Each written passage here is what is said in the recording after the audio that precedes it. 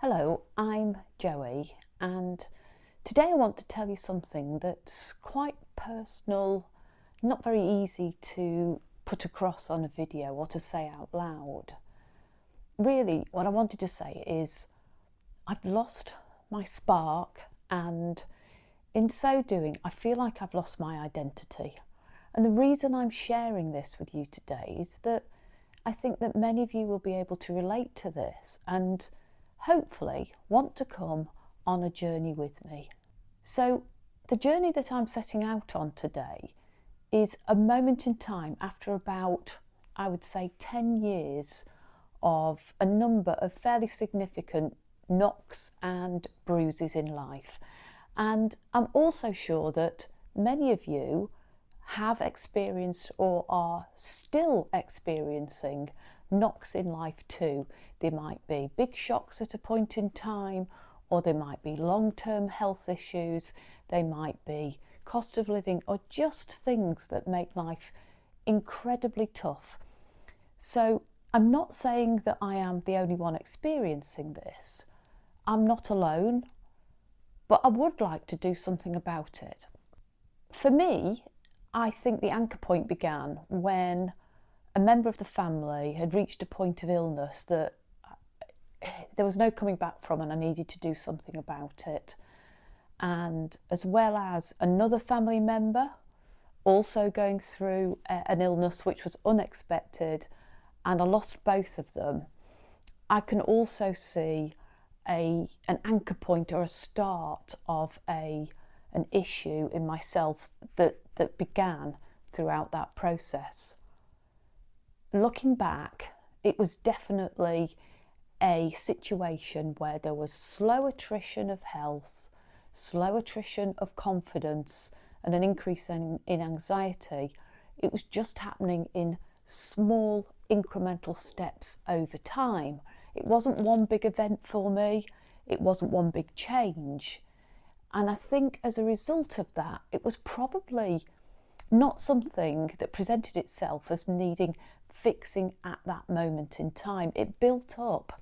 You set it aside. You say, I don't need to deal with that now. It's just part of aging. But I think what's happened, and again, let me know if this is relatable to you, is I became something towards the age of 60 that was not a person that I would have recognised when I was 30. And the difference is really quite stark. I was confident and doing things, travelling the world, leading projects, doing a big job at the age of 30. And at 60, I just don't feel like my balance and my involvement in life is where it should be. And I did recently hit 60, and it was probably this moment in time, I took a bit of time as I was approaching that age milestone to really take a look at the situation.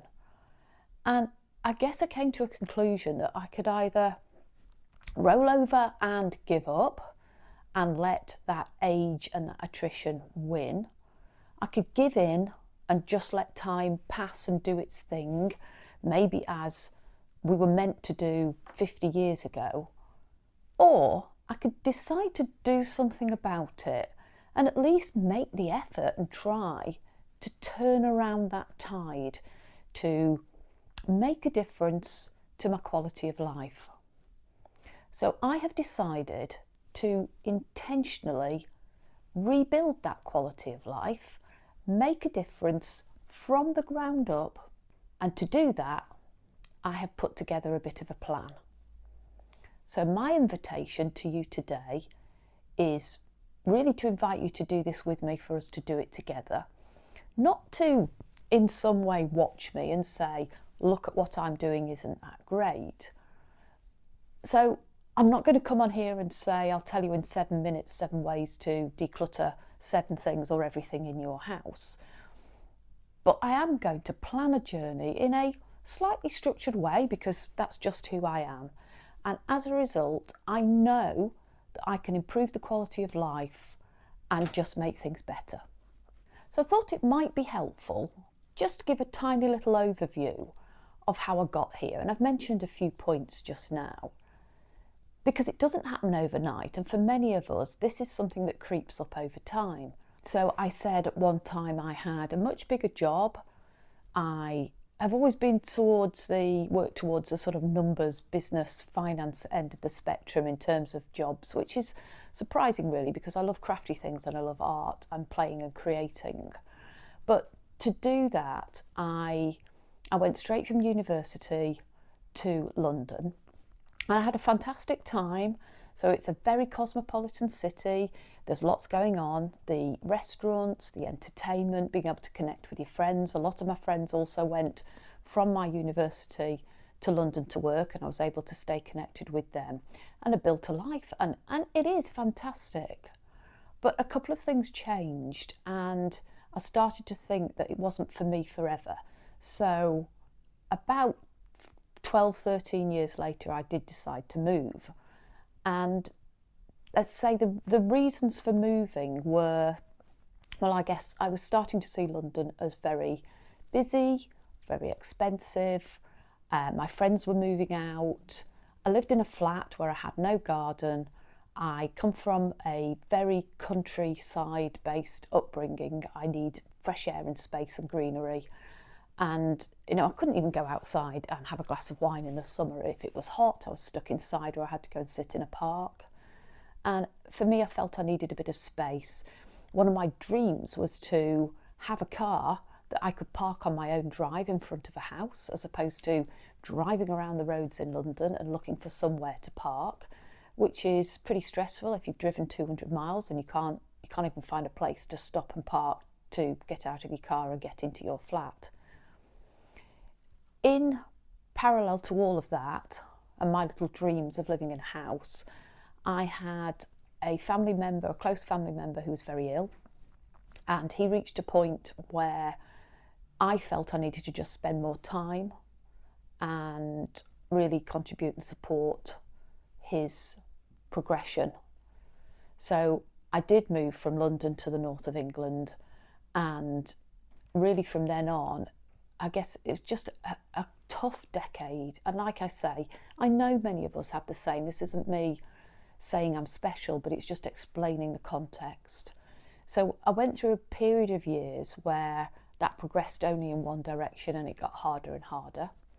And ultimately, I lost him, a family member. And another family member also started on a path in the same way. And I think some of my health issues that I've got, without going into specifics, probably started with the stress that goes around all of that. Now, I probably didn't even know of the phrase self-care 15, 20 years ago, let alone 30 years ago. And if you're my generation, I don't think self-care and a focus on really, really good nutrition, for example, was featuring much in our vocabulary. It's certainly in my 20s, self-care and nutrition and kindness and identity were not things I woke up in the morning and ever thought about. They weren't words and phrases that were in our vocabulary with me and my friends. But it is something that I'm interested in now, and I can see pathways that will help build my quality of life back nearer to where it should be. If I look back, I can see that I went through my 50s with that decreasing quality of health, increasing quantity of anxiety. Never enough in one day for me to think something was particularly peculiar, but certainly enough over time to have an incremental and significant effect. Now, it's not all been doom and gloom, and life is mixed, isn't it? We have good days, bad days, we have exciting aspects to our life, and we have some of those challenging features. And certainly one of the really huge elements of my life over the last 8 years has been building a YouTube channel, so not this one that you're on now, but a YouTube channel called Joie. I'll link it in the description box down below, where I have had a fantastic time making things from paper, playing with paper, making junk journals, so upcycling things and creating, I think I've got now over 200 tutorials on that channel. And it's been a huge part of my life. I've loved it. I've learned how to use a camera, I've learned how to structure videos, and most of all, I've just had so much fun sharing that passion and making what I think are really creative and beautiful things. But as I approached the age of 60 and I was looking around me and thinking something isn't right, I realised that the word that explained to myself what wasn't working was this word balance. I was missing some things. I was focusing on doing a lot of things that I did enjoy, so the crafting and the creating of tutorials, but the balance wasn't right. And as a result, as a consequence of that, I felt that I really needed to do something different to rebuild my confidence, reset my identity for who I am now, and generally just be more kind to myself and live in a better space, make my world more self-caring and just improve that quality. So the channel that you're on now is not going to be one where I present myself as an expert in any way. I'm not going to proclaim that I have all the answers. I'm not going to get it all right. And it's also not about doing things that cost a lot of money, or you need to spend a lot of money or buy a lot of stuff to make things better. In fact, one of the aspects that I want to improve on and make a difference to, not just in my craft room, which I have been working on to declutter, to empty, to organise. That's a bit of a journey I've been on since January.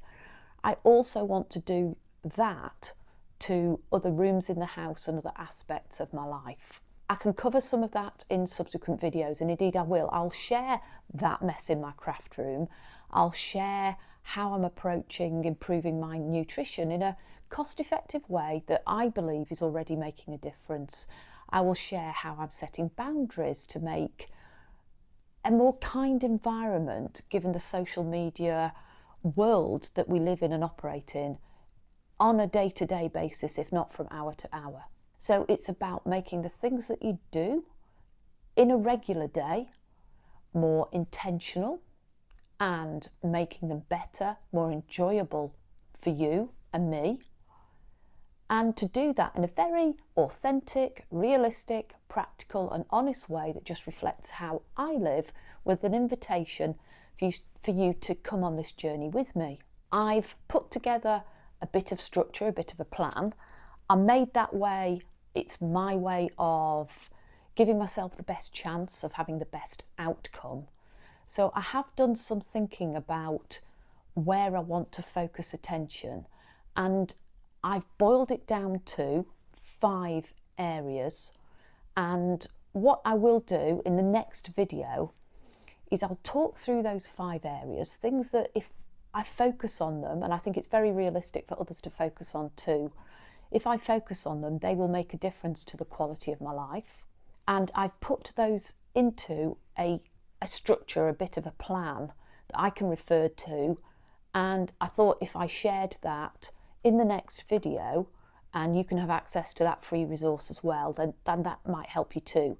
Now, I'm not saying that we're all the same, and you might have some different ideas and some different areas of focus, or you might take some of those areas and translate them into your life, apply them to your life, and come up with steps and actions and ways to do something different that will improve your journey, your quality of life at this stage too.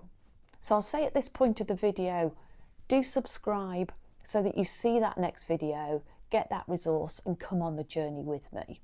And I'd also ask that if, as you've been listening to this, you have got some of your own thoughts about things that might need to change, things that might need to be different for you to get more enjoyment out of each day and improve the quality of your life, to get some of that rebalance back, your confidence back, and your identity for who you are now, authentically and real, then drop those comments down below.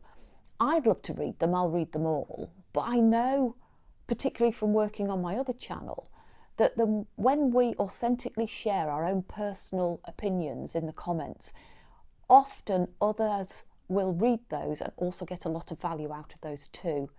So it would be great if you could comment down below and subscribe. And at this point, what I really want to say is thank you so much for listening on this first video of mine. I hope that you come on the journey with me. I really do think that we can make progress together. I'll be sharing a lot of my own life and what I do. I'd love you to come with me, create a kind space for yourself that is better, raise your confidence and be who you are now. I hope to see you soon.